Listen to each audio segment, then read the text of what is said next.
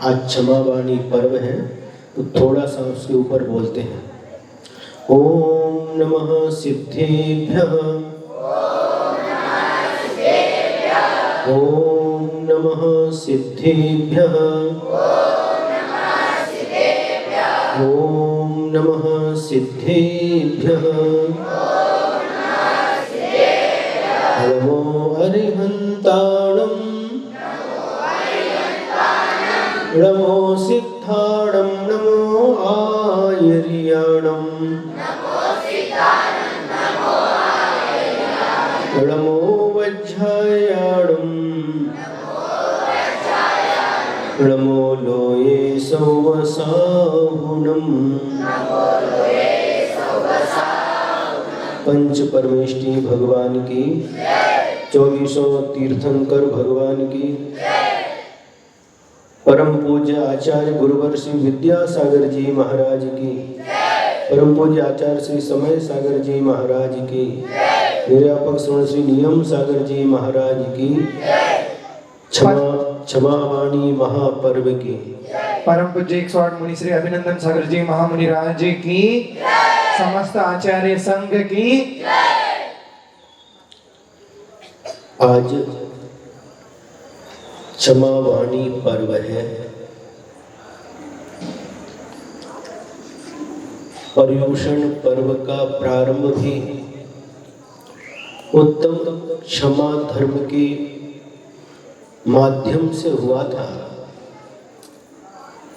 और पुनः आज क्षमावाणी पर्व के रूप में हम लोग मनाते हैं और एक दूसरे से क्षमा याचना करते हैं। उत्तम क्षमा इस प्रकार से बोल करके एक दूसरे से क्षमा मांगते हैं और एक दूसरे को क्षमा करते हैं। तो एक वर्ष में जो कोई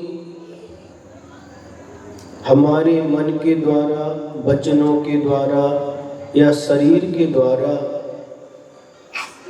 यदि कोई आपको कष्ट पहुंचा हो, उसके लिए क्षमा मांगते हैं, है ना। इसके माध्यम से क्या होता है कि मन की कलुषता धुल जाती है। आपस में जो मन मुटाव हुआ था, आपस में जो मन में कलुषता आई थी, क्षमा मांगने से और क्षमा करने से वह कलुषता दूर हो जाती है। लेकिन हमें ध्यान इस बात का रखना चाहिए कि मात्र क्षमावाणी पर्व पर ही क्षमा नहीं मांगना चाहिए। जब गलती हुई उसी समय, उसी दिन नहीं तो दूसरे दिन जल्दी से जल्दी क्षमा याचना कर लेना चाहिए, क्योंकि ज़्यादा समय तक मन को कलुषित रखना अच्छा नहीं है। क्योंकि मन कलुषित रहने से हमारी कषाय बढ़ती है और कषाय बढ़ने से पाप कर्म का आश्रम होता है। इसलिए आपस में जीवन में जब भी दो के बीच में कोई संघर्ष होता है, कोई मनभेद होता है, मन मिटाव होता है, जल्दी से जल्दी उसको दूर कर लेना चाहिए। क्षमावाणी पर्व की प्रतीक्षा नहीं करना चाहिए, क्योंकि क्षमावाणी पर्व तो साल में एक बार आता है। जब क्षमा मांगो, क्षमा करो, वही क्षमावाणी पर्व होता है। और विशेष बात तो ये है, प्रायः करके जब क्षमावाणी पर्व मनाते हैं तो जिनसे मन मिटाव नहीं है उनसे ही जा करके उत्तम क्षमा करते हैं। और जिनसे कोई मन मिटाव है ना, कोई आपस में संघर्ष हुआ है, उनके पास क्षमा मांगने के लिए नहीं जाते। तो ये क्षमावाणी पर्व नहीं कहलाता। क्षमावाणी पर्व मनाना तभी सार्थक है जिसके प्रति हमारे मन में द्वेष है, जिसके प्रति हमारे मन में बैर भाव है, जिसके प्रति हमारे मन में कलुषता है, उस व्यक्ति से सबसे पहले जाकर के क्षमा याचना करना चाहिए। और कई लोग सोचते हैं अरे हम बड़े हैं, हम क्षमा क्यों मांगे, वह छोटा है, उनको क्षमा मांगना चाहिए। ऐसा कुछ भी नहीं होता। क्षमा मांगने के लिए छोटे बड़े की कोई आवश्यकता नहीं है, चाहे छोटा हो या बड़ा हो। अपने मन की कलुषता को दूर करने के लिए क्षमा मांग लेना चाहिए। यदि बड़ा व्यक्ति भी छोटे व्यक्ति के पैर पड़ करके क्षमा मांग लेता है तो वह छोटा नहीं हो जाता, किंतु और बड़ा हो जाता है। समझ में आ रहा है?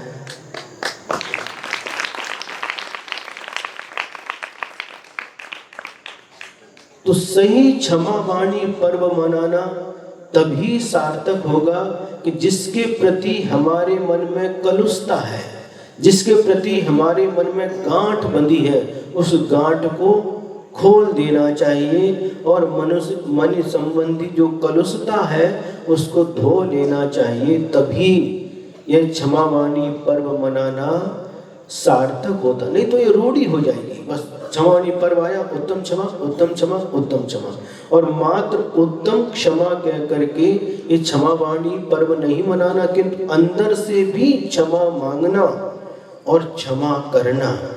क्योंकि कहा है क्षमा वीरस्य भूषणम, क्षमा वीरों का भूषण है, आभूषण है, कायरों का नहीं। जो अंदर से बड़ा होता है वही क्षमा मांग सकता है। जिसके अंदर नम्रता होती है, विनम्रता का भाव होता है, विनय का भाव होता है, वही व्यक्ति क्षमा मांग सकता है। और जिसके अंदर विनय नहीं है, लघुता नहीं है, अभिमान में अकड़ा हुआ खड़ा है, वह कभी भी क्षमा मांग नहीं सकता है? कई लोग कहते हैं सर कटा सकते हैं, सर झुका सकते नहीं, बोलते हैं ना। तो इसलिए ये क्षमा वीरों का आभूषण है। बड़े बड़े महापुरुष देखिए, तीर्थंकर श्री पार्श्वनाथ भगवान और कमठ, इनका कितना बैर चलता रहा। पार्श्वनाथ भगवान का जीव प्रति भाव में उनको क्षमा करता रहा, लेकिन कमठ का जीव हमेशा पार्श्वनाथ भगवान के जीव को कष्ट देता रहा। लेकिन फिर भी पार्श्वनाथ भगवान के जीव ने उस कमठ के जीव के साथ बैर नहीं बांधा। बात समझ में आ रही कि नहीं? आज वन टाकड़ी के लोग भी आए हैं, सुनते हैं 65 लोग आए हैं।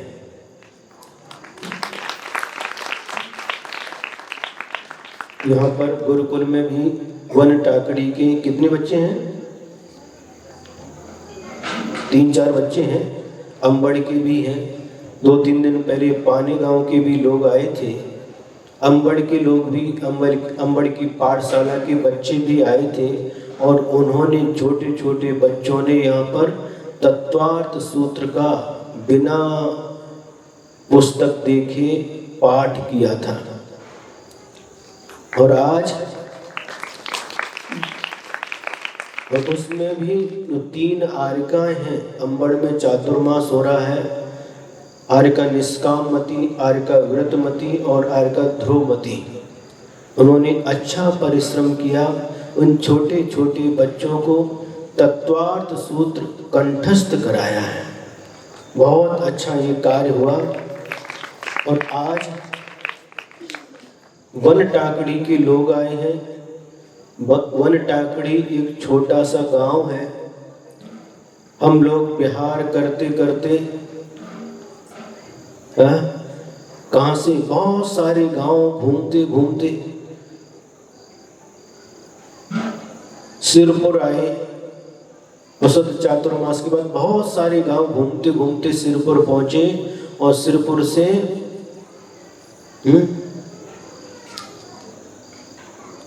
कौन सा गांव? मालीगांव, फिर नंधाना, डोनगांव, महिकर, सुल्तानपुर,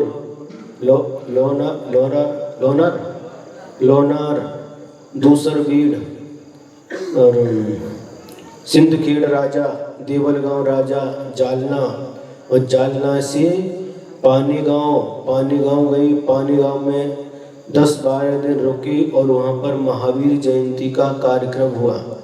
और पानीगांव से बिहार करके अंबड़ गए। अंबड़ में 2 महीने प्रवास रहा। वहाँ पर भी द्रव्य संग्रह की कक्षा के माध्यम से लोगों ने लाभ लिया। और भी अक्षय तृतीया, तीनों महाराज का दीक्षा दिवस और श्रुत पंचमी का कार्यक्रम भी वहाँ पर अच्छी तरह से मनाया गया। और उसके बाद बिहार करके कहाँ आए? वनटाकड़ी आए हैं। वनटाकड़ी में नेमिनाथ भगवान का मंदिर है ना, आदिनाथ भगवान है। अच्छा, मैं भी सरला। आदिनाथ भगवान का मंदिर है, 3 मंजिल का मंदिर है। और ये सारे के सारे लोग शेतकरी हैं, सभी खेती करने वाले हैं और बहुत अच्छे लोग हैं।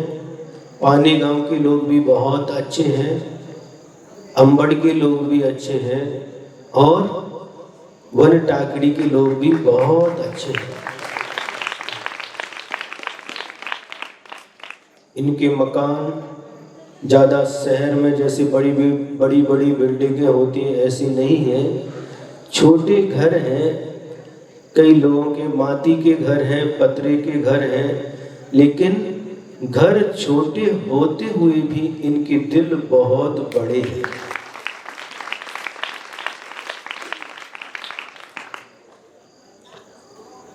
सुबह से महिलाएं भी सुबह से खेत में जाते हैं, काम करते हैं, शाम को लौट करके आते हैं। पुरुष लोग भी काम करते हैं खेत में। क्यों प्रतीक है? खेत में काम करने के लिए जाते हैं।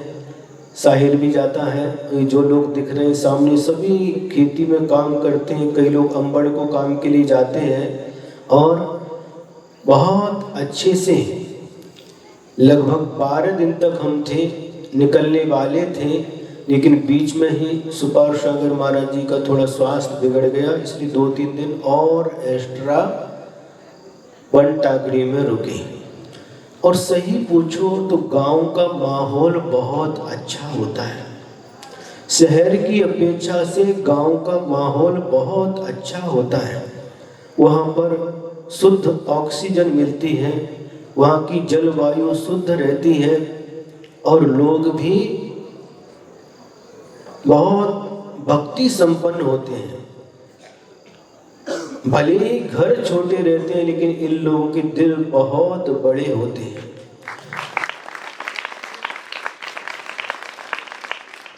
12 दिन रहकर के हमने अनुभव किया। बाहर के लोग भी, कोल्हापुर के लोग भी आए थे।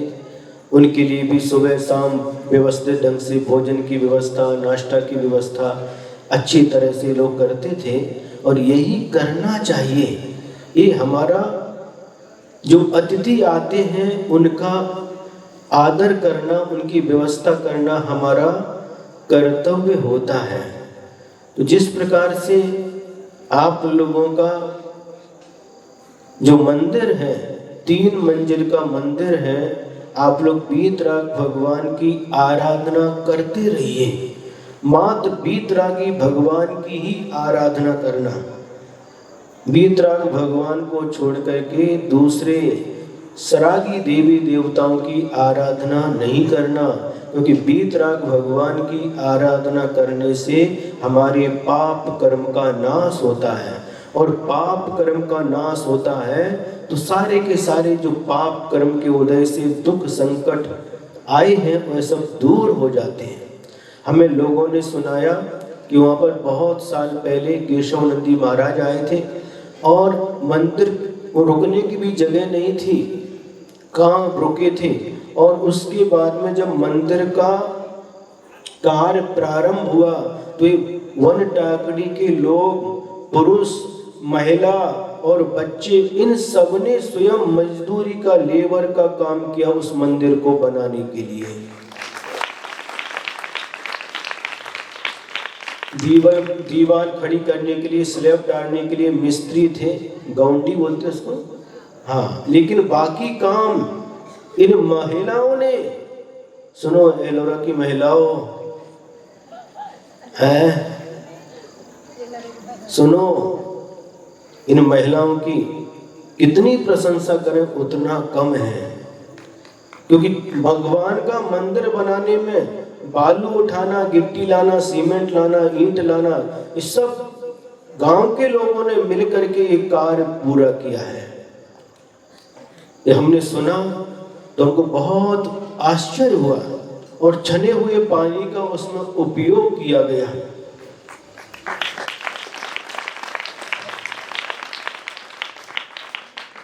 और इसके बाद में मुनि निवास नहीं था, किसी ने जगह दान दी, और त्यागी निवास भी इन लोगों ने बना करके खड़ा कर दिया।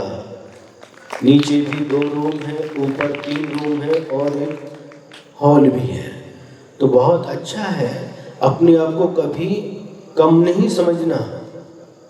क्या? अपने आप को कभी भी कम नहीं समझना। क्यों? क्यों भैया इस तरफ घुमा दो अनिकेत, वन टाकरी के लोगों की तरफ, उनका चेहरा भी आना चाहिए उसमें। कौन कौन आए हैं वन टाकरी से, हैं? तो ये लोग ये प्रशंसा किस लिए कर रहे हैं? महाराज हमारी तो प्रशंसा नहीं कर रहे आप, इनकी प्रशंसा क्यों कर रहे हैं? क्योंकि इन्होंने जो कार्य किया है, इनके कार्य की प्रशंसा है। जिसके पास लाखों रुपए हो और 3100 रुपए दान करे तो कोई बड़ी बात नहीं होती, 31,000 दान करे तो भी बड़ी बात नहीं होती, 31 लाख भी दान किया तो भी कोई बड़ी बात नहीं होती, और 31 कोटि भी दान किया तो भी बड़ी बात नहीं होती। लेकिन जिनके पास नहीं है, उन्होंने 31 रुपए भी दान किया तो बहुत बड़ी बात होती।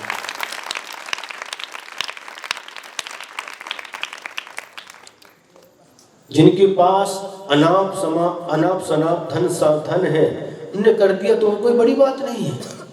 लेकिन जो रोज कमाते हैं, रोज खाते हैं, तुम लोगों को कुछ पता नहीं, आराम से रहते, टीवी देख करके बैठते रहते हैं। जो खेत में जब काम करते हैं, हमने देखा है, खेत में जाती महिलाएं, ऊन रहती हैं, ऊन में सुबह से लेकर के जाती हैं, डब्बा बना करके खेत में काम करते हैं और वहाँ बैठ करके भोजन करते हैं।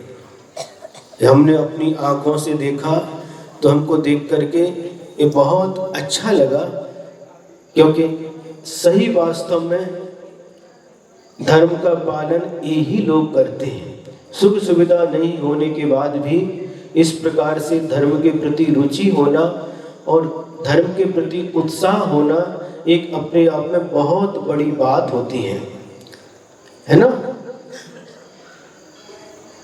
चातुर्मास के लिए निवेदन किया था, लेकिन हमको जाना था पूना, तो पूना भी नहीं जा पाए, वन टाकड़ी भी छूट गया, एलोरा में चातुर्मास हो गया।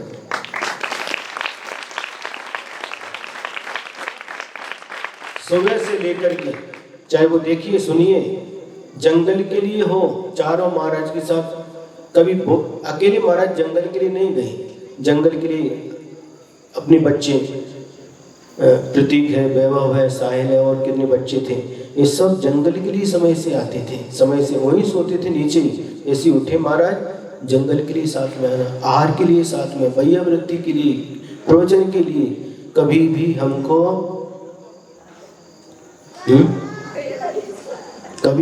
वहाँ पर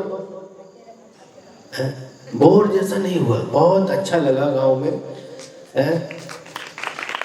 और सही पूछो तो शहर की अपेक्षा पानी गांव भी बहुत अच्छा लगा।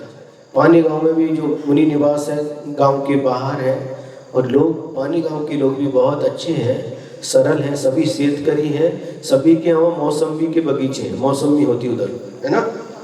हाँ, तो बहुत अच्छा है। इसी प्रकार से आपकी भावना और बलवती हो और धर्म के प्रति दृढ़ हो, है ना। भले ही अम्बड़ में चले जाओ, लेकिन वन टाकड़ी को भूलना नहीं। समझ में आ रहा है? हाँ, इसी प्रकार से आपका उत्साह बढ़ता रहे, सच्चे देव शास्त्र गुरु के प्रति दृढ़ भक्ति बनी रहे और आप लोग भी वीतराग भगवान की आराधना करते करते एक दिन भगवान बने, आप भी भगवान बने और आपके जीवन में हमेशा सुख शांति रहे, समृद्धि रहे और धर्म आपके जीवन में हमेशा साथ रहे। इन्हीं मंगल भावना के साथ सारी वन टाकरी से आए हुए लोगों के लिए दोनों हाथ से बहुत बहुत आशीर्वाद।